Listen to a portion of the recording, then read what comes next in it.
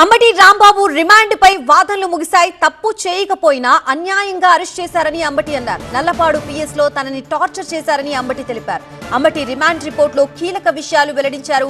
అంబటిపై రాష్ట్ర వ్యాప్తంగా 16 కేసులున్నాయి. అంబటి పదే పదే విమర్శలు వివాదాలు సృష్టిస్తున్నారని, సీఎం చంద్రబాబుని అసభ్య పదజాలంతో దూషించారని, రెండు పార్టీల మధ్య వైషమ్యాలు చెలరేగేలా వ్యాఖ్యలు చేశారని, అంబటి వల్ల లా అండ్ ఆర్డర్ సమస్య వస్తుందని పోలీసులు తెలిపారు. రిమాండ్ ఇవ్వకపోతే అంబటికి ప్రాణహాని ఉందని, అరెస్ట్ చేయకపోతే అల్లర్లు చెలరేగే అవకాశం ఉండేదని, అంబటికి రిమాండ్ విధిస్తే శాంతి భద్రతలు అదుపులోకి వస్తాయని పోలీసులు తెలిపారు. రిమాండ్తో పాటు కస్టడీ కూడా అవసరమన్నారు పోలీసులు. మాజీ మంత్రి అంబటి రాంబాబుని పోలీసులు కోర్టులో హాజరుపరిచారు. నిన్నటి నుంచి అంబటిని నల్లపాడు పిఎస్ లోనే ఉంచారు పోలీసులు.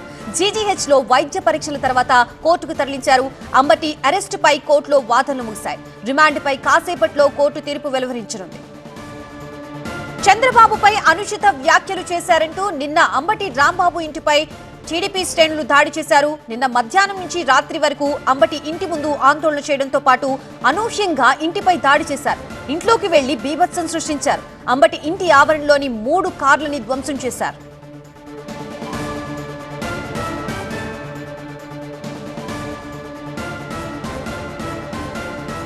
అంబటి ఇంటిపై దాడి తర్వాత తీవ్ర ఉద్రిక్తత పరిస్థితులు నెలకొన్నాయి. ఈ క్రమంలోనే రాత్రి సమయంలో కట్టుదిట్టమైన భద్రత మధ్య అంబటి రాంబాబుని పోలీసులు అరెస్ట్ చేశారు. అక్కడి నుంచి గుంటూరు జిల్లా నల్లపాడు పోలీస్ స్టేషన్ కి తరలించారు. ఇవాళ నల్లపాడు పిఎస్ కి వెళ్లిన అంబటి తరపు లాయర్లు అక్కడే అతనితో కంప్లైంట్ పై సంతకాలు చేయించి దాడి ఘటనపై ఫిర్యాదు చేశారు.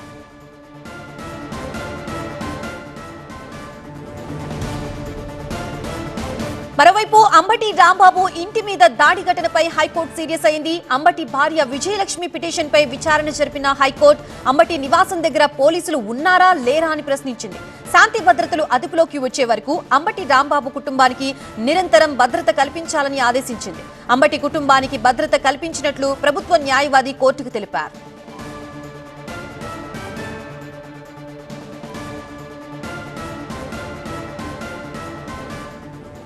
ఇదే అంశానికి సంబంధించి మనకి పూర్తి అప్డేట్స్ ఇవ్వడానికి మా ప్రతినిధి నాగరాజు సిద్ధంగా ఉన్నారు. నాగరాజు, ఇంకా కోర్టులో ఎటువంటి వాదనలు జరిగాయి? ఇంకా తీర్పు ఎంతసేపట్లో వెలువరించే అవకాశం ఉంది? కస్టడీలోకి తీసుకునే అవకాశం ఉందా? పూర్తి డీటెయిల్స్ ఏంటి?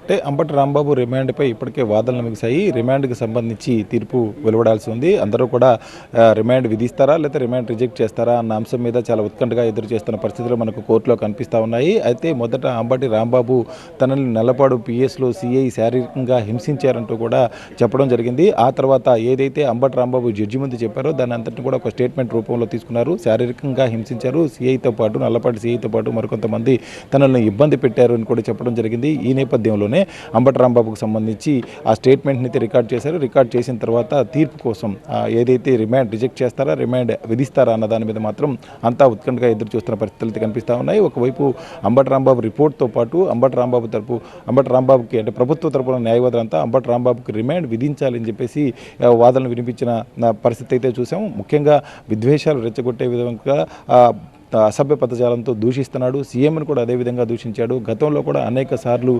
పార్టీల మధ్య విద్వేషాలు రెచ్చగొట్టే విధంగా, సమాజంలో అశాంతి రేకెత్తే విధంగా కూడా రాంబాబు వ్యాఖ్యలు ఉన్నాయి. కాబట్టి రాంబాబుకి సంబంధించి ఏదైతే రిమాండ్కి తీసుకొచ్చామో రిమాండ్ విధించాలని చెప్పి కూడా న్యాయవాదులు అడిగిన నేపథ్యం అయితే కనిపిస్తూ ఉంది. మరొక వైపు అంబటి తరపు కూడా ఆ న్యాయవాదులు చాలా స్పష్టంగా ఫ్లెక్సీల విషయంలో ప్రశ్నించేందుకే అంబటి రాంబాబు మీద దాడి చేశారు. అంబటి రాంబాబు మీద దాడి చేసినప్పుడు పోలీసులు అదుపు చేయలేకపోయారు.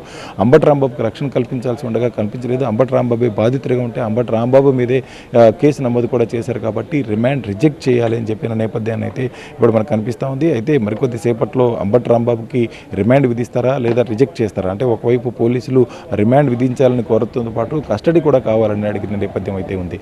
అయితే రిమాండ్ రిపోర్ట్లో చెప్పిన అంశాలు కావచ్చు, ప్రభుత్వం తరపున వాదనలు వినిపించిన న్యాయవాదులు కావచ్చు, మొత్తం మీద అంబటి రాంబాబుకి రిమాండ్ విధిస్తేనే శాంతి భద్రత కూడా అదుపులో ఉంటాయి.